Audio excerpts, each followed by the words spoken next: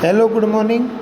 So, in the index, the main calculative topic તમે જુઓ તો that is last topic now, cost of living index number.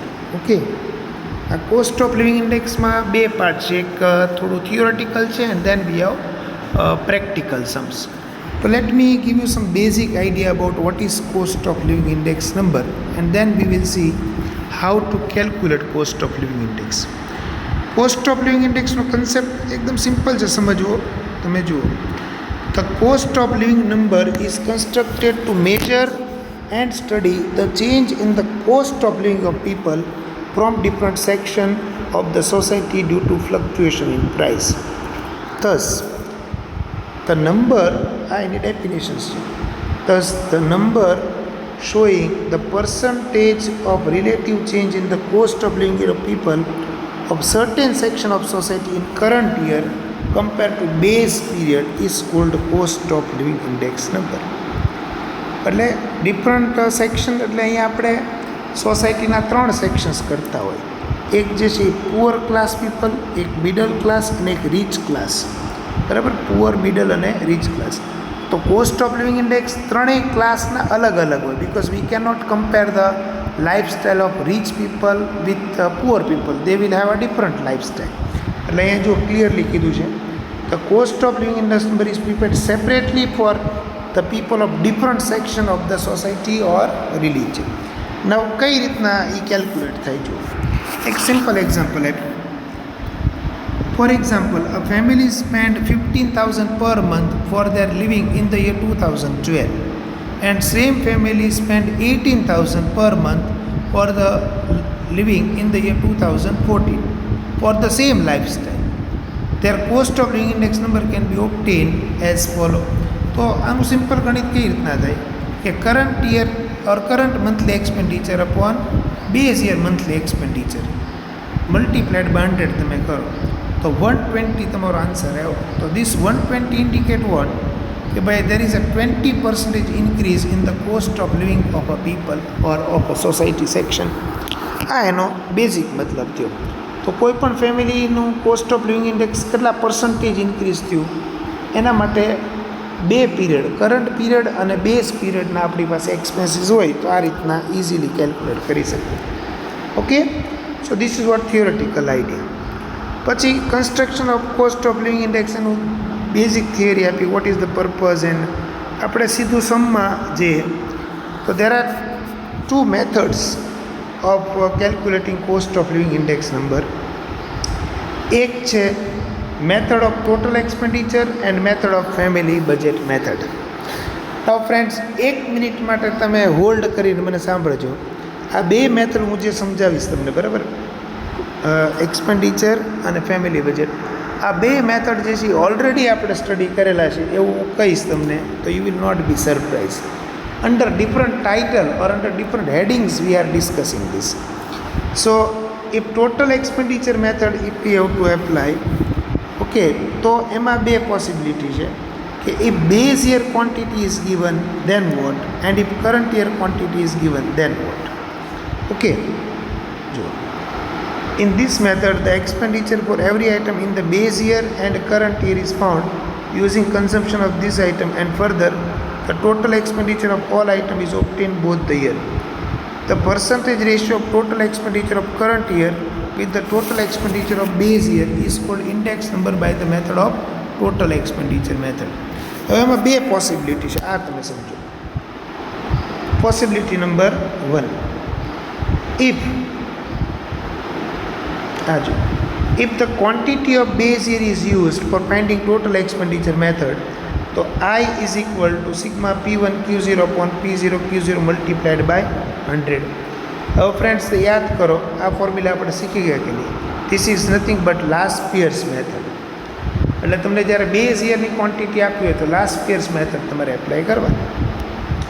And if the current quantity of current year is used, તો I is equal to sigma P1 Q1 upon P0 Q1 multiplied by 100. So can we say this is Pasch's index, that what already we discussed. બરાબર, તો આ બે total એક્સપેન્ડિચરની બે formula આપણે discuss કરેલી જ છે. ખાલી તમને એવું કહેશે કે calculate index using total expenditure method નામ બદલાણું છે. ટોટલ એક્સપેન્ડિચર મેથડ કે એટલે either you will use the last years or passes depending upon the data given. So this is first method. અને સેકન્ડ મેથડ બી આપણે પ્રેક્ટિસ કરેલી છે, મેથડ ઓફ ફેમિલી બજેટ. એની અંદર શું છે તો કે એની અંદર ઇન્ડેક્સની ફોર્મ્યુલા જે છે it is I is equal to sigma I W upon sigma W. તો આપણે મેથડ ઓફ વેઇટેડ એવરેજની અંદર ડિસ્કશન્સ તો કર્યું કે નહીં, બરાબર? સેમ આની અંદર એપ્લાય કરવાનું છે. I is equal to what? I is equal to P1 upon P0 multiplied by 100. આ આઈની ફોર્મ્યુલા છે, બરાબર? અને વેઇટ મીન્સ વોટ? તો કે weight is equal to P0 Q0. Weight is equal to P0 Q0, બરાબર? બસ હવે તમે સમ પ્રેક્ટિસ કરો એટલે તમને પરફેક્ટ આઈડિયા આવે. પહેલાં એક્ઝામ્પલ 17 જોઈ લો. પપ્પુ સમ છે એકદમ, બરાબર? બધી ઇન્ફોર્મેશન્સ તમને આપી દીધી. Example number 17. Now just try to understand this. Find the cost of living index number by family budget method from the following information obtained about index number of different group of item for living and their weight. તો અહીંયા તમને 4 આઇટમ્સનું group આપ્યું, 5 આઇટમનું. Index that is I is given, W that is weight is given. તો તમારે કાંઈ મગજમારી કરવાની રહી જ નહીં. સીધું શું કરવાનું? આઈ ઇન્ટુ ડબલ્યુ તમે કેલ્ક્યુલેટ કરી નાખો, બિકોઝ ઓલરેડી ઇન્ડેક્સ બી તમને આપી દીધા, વેઇટ બી આપી દીધા. આઈ ઇન્ટુ ડબલ્યુ કરો એટલે સિગ્મા આઈ ડબલ્યુ અને અપોન સિગ્મા ડબલ્યુ કરો એટલે તમને ઇન્ડેક્સ નંબર મળી જાય.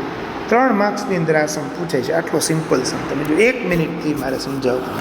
બધી ઇન્ફોર્મેશન્સ આપી જ દીધી છે. I is given, W is given and family budget method પ્રમાણે sigma I W upon sigma W. Okay, ચલો હવે એની કરતાં થોડોક એડવાન્સ સમ તમે જુઓ. Example number 18. તો એમાં તમને શું કીધું છે? Calculate cost of living index number by total expenditure method and family budget method for the year 15 with the base year 16 using following data. Now mark this sum as very important. આ એક સમની અંદર તમને 2 method પૂછી લીધી, total expenditure and family budget method. Now when it is total expenditure method, તો તમારે પહેલાં એ recognise કરવું કે કઈ ક્વોન્ટિટી આપી છે, બેઝ યરની કે કરંટ યરની. તો તમને 2014 એટલે કરંટ યરની ક્વોન્ટિટી થઈ. આ P0 અને આ P1 આમ તમને આપી દીધું.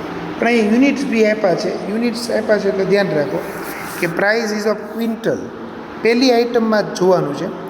પછી રાઈસમાં તો કેજીની પ્રાઇસ છે, તુવર દાળમાં બી કેજી છે, લીટર, મીટર, લીટર. ખાલી એક આઇટમ વીટ જે છે એમાં યુનિટ અલગ છે, એમાં પ્રાઇસ ક્વિન્ટલમાં આપી અને ક્વોન્ટિટી કેજીમાં આપી. તો તમે શું કરશો? સૌથી પહેલાં એ પ્રાઇસ ચેન્જ કરવાનું મેં તમને અગાઉ શીખવાડ્યું હતું. એ રીતના ખાલી વીટ એક જ આઇટમની અંદર પહેલાં આપણે ટોટલ એક્સપેન્ડિચર ફોલો કરીશું. તો આઇટમ્સ નામ લખી નાખ્યા, યુનિટ બધા કેજી કરી નાખ્યા, લીટર, મીટર, લીટર. તો ક્વોન્ટિટી 35 એઝ ઇટ ઇઝ અને આ પ્રાઇસ જે છે 16 અને 18 એ ચેન્જ કર્યું, ડિવાઇડેડ બાય 100 કર્યું. એ તમે નોટિસ કરજો તમે, બરાબર? 1 કેજીની પ્રાઇઝમાં આપણે કન્વર્ટ કરી નાખ્યું.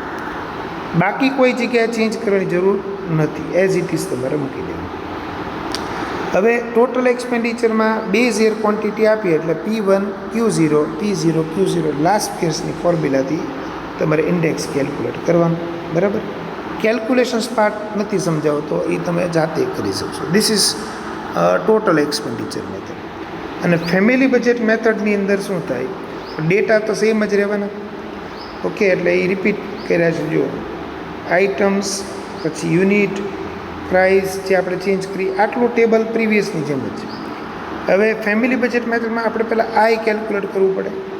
આઈ is equal to what? P1 upon P0 multiplied by 100. આખું ફોર્મ્યુલા બેઝ જ છે. આવી રીતના તમને ઇન્ડેક્સ મળી ગયા બધી આઇટમ્સના. અને W is equal to P0 Q0. તો I W, I into W મળી ગયા. This is sigma I W અને ધીસ ઇઝ સિગ્મા ડબલ્યુ. તો તમને ઇન્ડેક્સ જે છે એ ફેમિલી બજેટ મેથડથી આ રીતના મળી જાય, બરાબર છે? So practice this to sum properly and wait for the next video. Thank you.